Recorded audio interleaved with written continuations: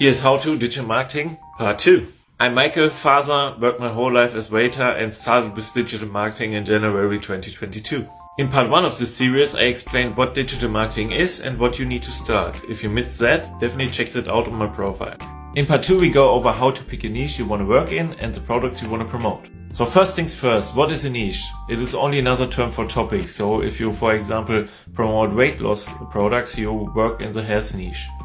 Little fact here, these are the top 3 evergreen niches out there. That being said, you don't have to go with either one of those if you don't want to. But how do you find now your niche and your products you want to promote?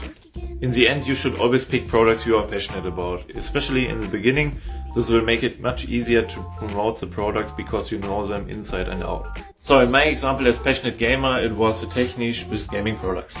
But also as beginner, you shouldn't overthink it and try to reinvent the wheel. Pick something that's already working to prevent you from burning out while learning. So these sites here can help you finding exactly those products.